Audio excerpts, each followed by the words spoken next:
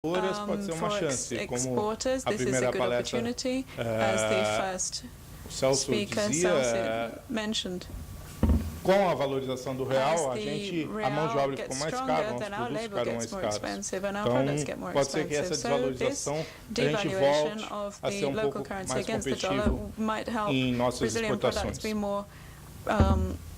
Competitive abroad. Brasil, cenário da crise. Restrição ao crédito, custo financeiro elevado. Novembro e dezembro não tinha crédito. A área da minha empresa que mais trabalhava em novembro e dezembro era a tesouraria. Meia-noite, 1h da manhã, eles estavam lá trabalhando. Não tinha dinheiro, os bancos não emprestavam. Realmente não emprestavam, o Banco Central teve de diminuir o compulsório deles para poder gerar um pouco de crédito a empresas. Queda na demanda, a saída de capitais e, por isso, as empresas também tendo que suportar uma crise. Essa crise, a gente está acostumado à crise no Brasil, no Mercosul.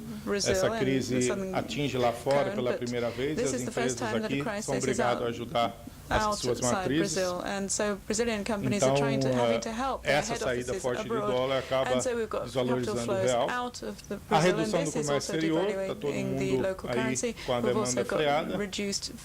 E eu acredito, como eu falei sobre o crédito, sobre o PIB, que o sistema brasileiro, o sistema financeiro, ele é mais sólido. Desde 95 com o PROER, as nossas regulações, o Banco Central, quando a gente, no mercado financeiro, usa-se muito o índice da Basileia, que é essa relação de crédito que você tem, quanto você está alavancado, e os bancos no Brasil estão muito abaixo do índice da Basileia. Então, a gente realmente tem um sistema financeiro bastante sólido.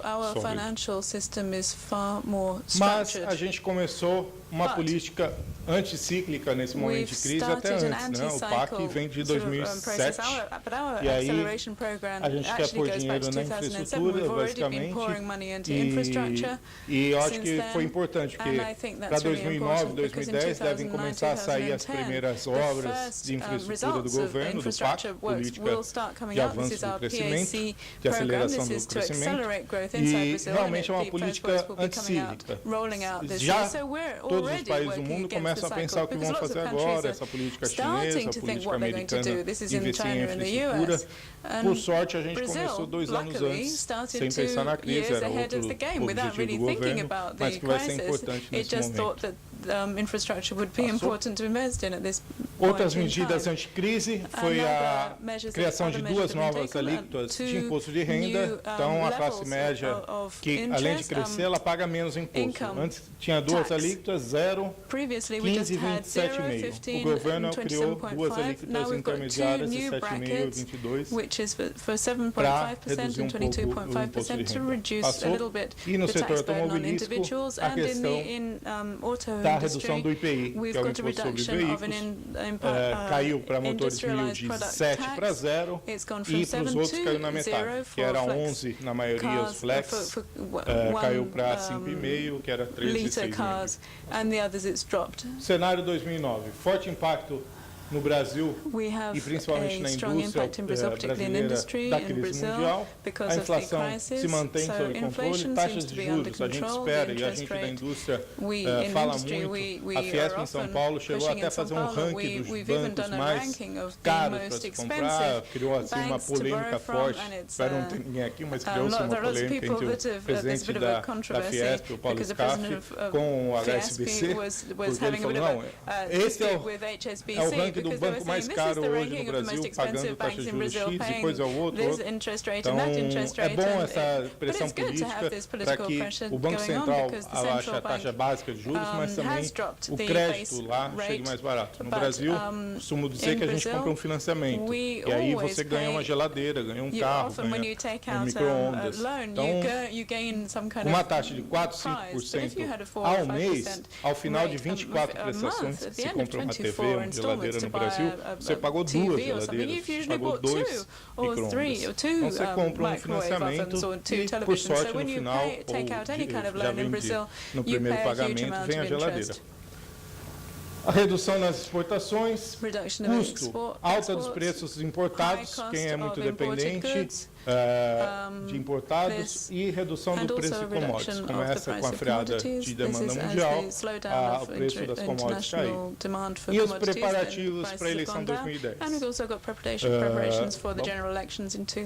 Cenário econômico mundial, recessão global, tendências e taxas de juros em queda e as commodities que eu já falava. Ainda a crise financeira, ninguém dá palpite se ela acabou, quanto ela vai durar. Todo mundo que eu ouvi fala 2010, até final de 2010 vai. Aí eu acho que se descobre a cada dia tanto rombo, tanta coisa mal explicada no mercado financeiro americano, que é a alma da economia americana, que eu não me arrisco a dizer se é 2010, 2009, espero que seja amanhã, mas a ver quando vai acabar. A indústria automobilística, e aí vamos passando.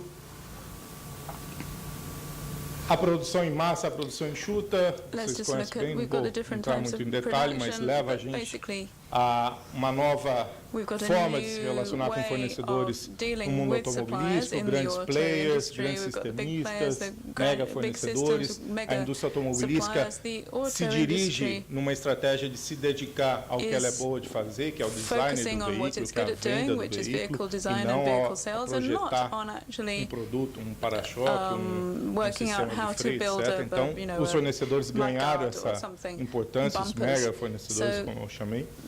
E no Brasil a gente tem até formas de produzir diferentes, são os condomínios industriais e o único caso que a gente tem no mundo que é o consórcio modular, o condomínio modular, em Resende, aqui no estado do Rio de Janeiro, que é na Volkswagen Caminhões. Lá tem 7 grandes fornecedores e eles próprios montam as peças no veículo. A Volkswagen é responsável pela organização da produção e pela auditoria final. Mas é o exemplo único no mundo de consórcio modular, onde quem monta dentro da própria empresa, quem é responsável pela produção é praticamente o fornecedor. Aí a evolução da indústria automobilística mundial, a gente vê a produção da 2 cliques em 90. 16% era no resto do mundo, 83%, 84%, Estados Unidos, Europa e Japão. Veja que a gente passou para o ano 2000, subiu de 16 a 30, e 2007 fechou com 43%.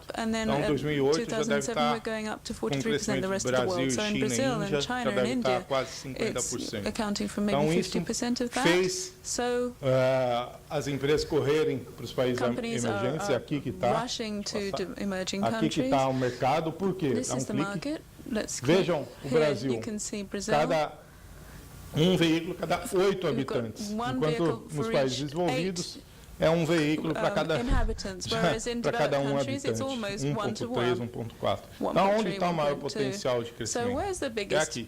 E é por isso que com esse crescimento de renda, com esse crescimento dos últimos anos, fez as indústrias correrem para cá. Isso é uma figura clássica que eu uso dentro da Peugeot Citroën para mostrar que quase o Brasil, o Mercosul é quase um dos únicos lugares do mundo que tem todas as montadoras aqui, quase todos os players estão aqui instalados. Passou. A indústria automobilística tem um histórico que começa em 1950 no Brasil com a industrialização. Ela cresce a 1 milhão de veículos na década de 80, fica estagnado e agora no final dos anos 2008 bate 3 milhões. Passou? Ela representa 22% do PIB industrial, 5% do PIB brasileiro, 110 mil empregos diretos, 49 fábricas, 32 bilhões em tributos. Passou? Nos últimos anos, ela cresceu uma taxa de 18%, aí somado em vermelho a Argentina, o mercado argentino, que é bem complementar. Hoje as empresas produzem veículos A na Argentina, veículos B no Brasil e fazem a troca. Com a união aduaneira entre os dois países, acabam a Fiat, por exemplo, produz o Siena na Argentina e vende praticamente todo no Brasil. Nós também produzimos alguns veículos na Argentina, outros no Brasil, e há esse intercâmbio totalmente complementar, fornecedores e produtos. in Argentina. So a particularidade do Brasil o motor 1000, só acho que o Brasil tem em base esse motor popular que teve seu imposto, que era o mais barato, já de 7%, caiu para 0% com essas medidas anticrise e representa ainda 50% do mercado de veículos no Brasil. Os postos de gasolinas no interior desse país, lá no interior do Maranhão, do Rio Grande do Sul, aqui em São Paulo, Rio, todos têm o álcool combustível. Desde a década de 70 a gente produz o álcool combustível, já no primeiro choque do petróleo, o pró-álcool veio forte, os anos 80 foi forte de venda do álcool, e hoje representa 87% a venda flex, que é uma tecnologia bastante desenvolvida aqui e que poucos países do mundo têm.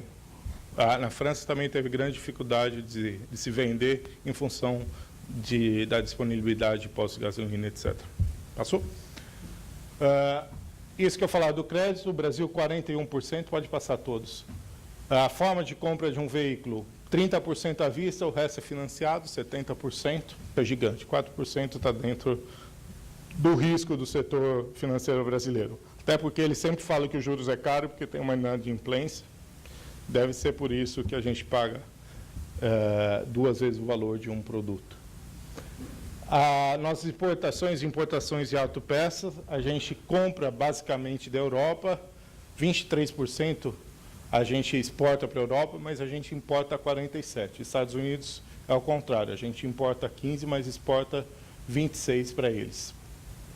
E aí o Mercosul também tem grande parte disso, caiu 8% já em 2008, e é por isso essas medidas da Rússia, da França, da Alemanha, da Itália, para tentar salvar a indústria local. A Espanha teve, eu acho, quase 50% de queda, os Estados Unidos caíram 40%, a gente vai ver nos próximos slides, onde começa a nuvem negra nos Estados Unidos. As vendas eram de outras montadoras que não as americanas nos Estados Unidos. Em 2001, você vê que já aumentou. A americana, em fevereiro, eles venderam 500 mil carros. É o menor valor, pode dar um clique, é o menor valor desde 1976 em vendas mensais nos Estados Unidos. Passou.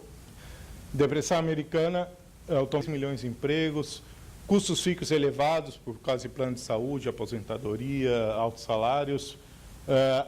A questão ecológica, os ecologistas gostam de bater muito forte nisso, e é uma verdade, eles sempre se dedicaram a carros grandes que com outras montadoras, que se rompe uma montadora dessa, que se rompe 5, 10 grandes players, fornecedores, vai contaminar todo um sistema. É esse o medo e o motivo da ajuda à indústria automobilística americana. Alguns fornecedores já estão entrando lá, o que eles chamam de Chapter 11, que é a concordata nos Estados Unidos. Brasil, na indústria automobilística, o contexto, manutenção da renda de emprego, que eu mostrava o desemprego baixo, a classe média crescendo, pode manter aí o consumo para 2009. A baixa do preço de commodities pode ser um fator positivo nas negociações. A redução do imposto, Vale, Petrobras e a gente na indústria automobilística, começando a ajudar os fornecedores que têm um forte problema de cash. Se os grandes por veículo. Passou, vamos lá, rápido. Como agir na crise? A minha resposta foi um pouco tentar pelo lado da inteligência. O que seria a inteligência? Nossa capacidade de gerenciar por tipo de fornecedor, por tipo de commodity, por inovação tecnológica.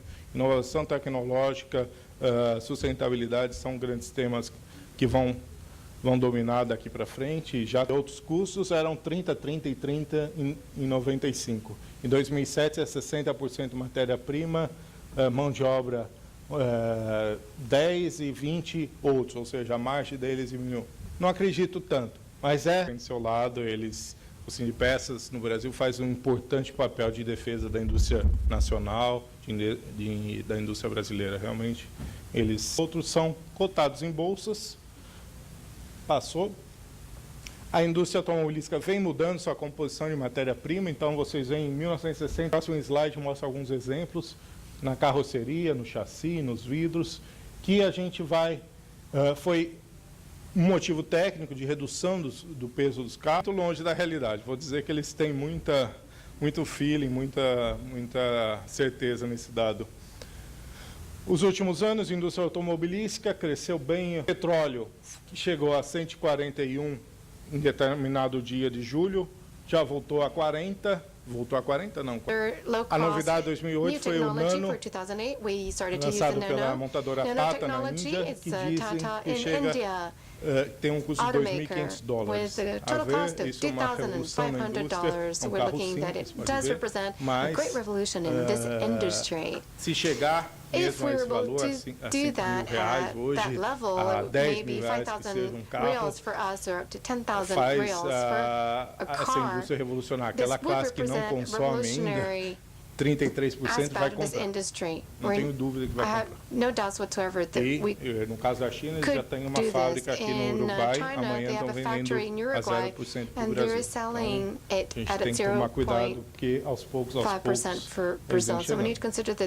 Veículos flex fuel, que é a grande sacada no Brasil e a grande venda de veículos, e veículos com menor emissão de CO2. Esse gráfico essa figura da França é como da geladeira. Eles têm lá os veículos que emitem mais ou emitem menos.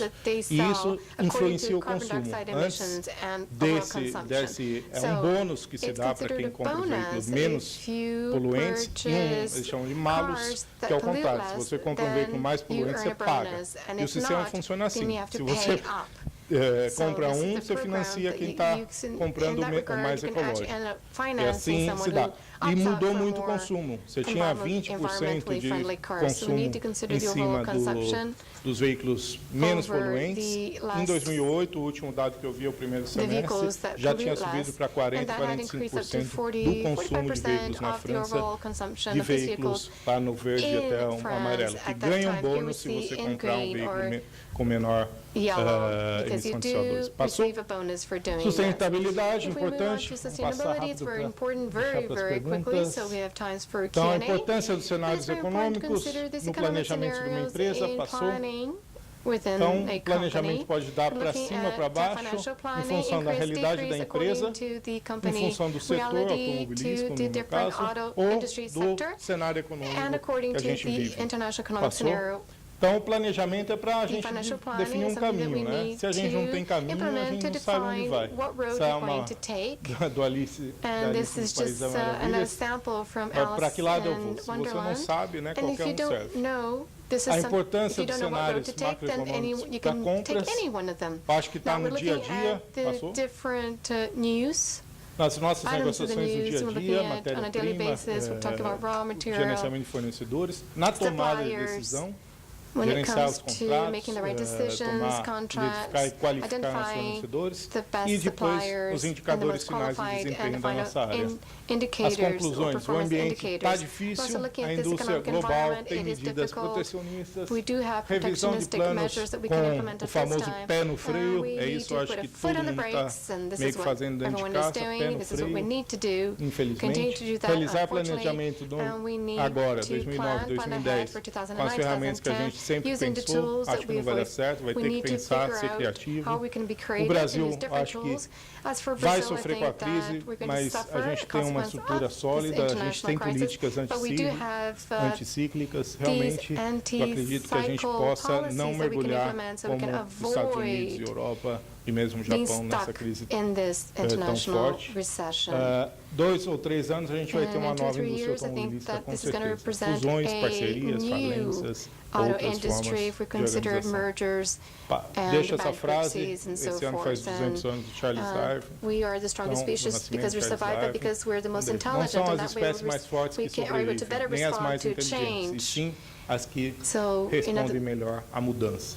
Então, this is what we need to do, and that's what I wanted to say. Thank you very much for attention. Quase que eu não cumpro o meu prazo. Well, I almost didn't make it. 5 minutos. 5 minutes. You still have 5 minutes. Now we're going to move on to, okay, here's my email address, and if you have any questions or want to send me an email. This excellent presentation, and now we're going to move on to Q&A.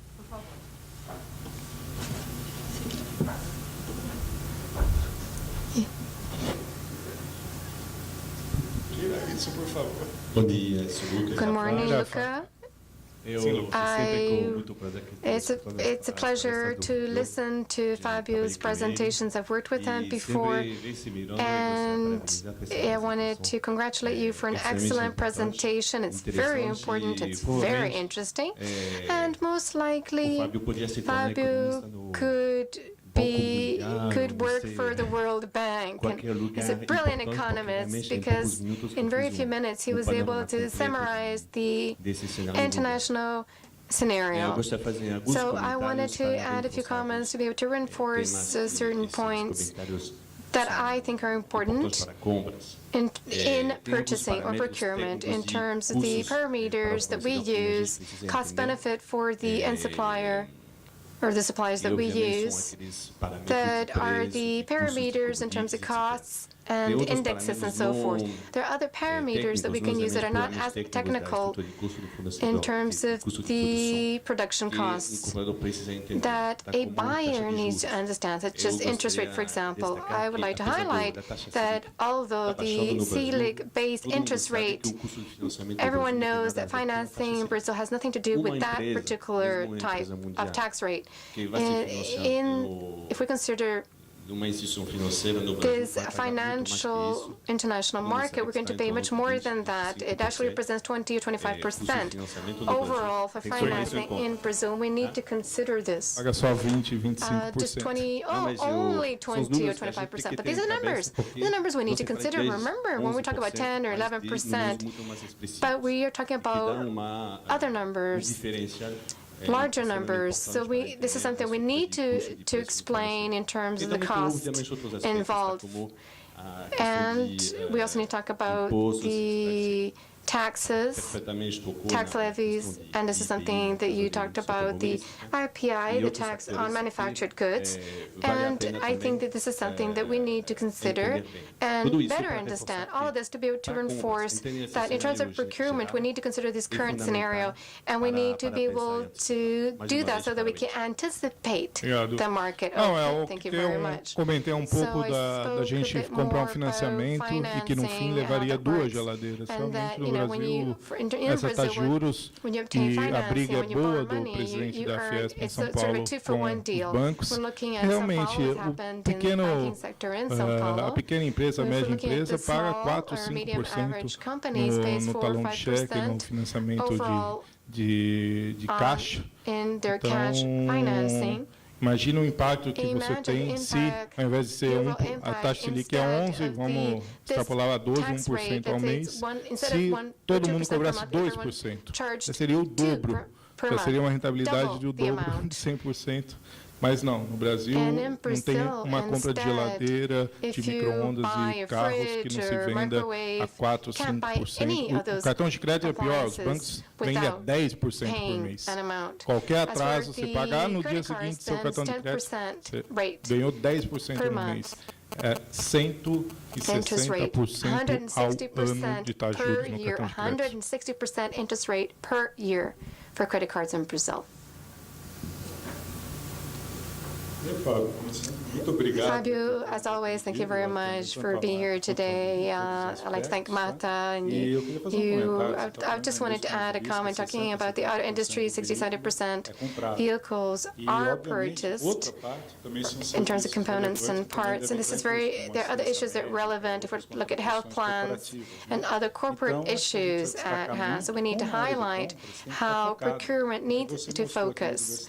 You talked about several levels of information or several aspects of this industry. I understand that all of us that work in procurement need to be able to consider this perspective, to consider the high-level complexity in this field. We also need to try to obtain more information so that we information has been updated, and so that we can take advantage of that. You talked about the CPMF charge, bank charge. So we're talking about how I'd like to congratulate you and say that you did a great job.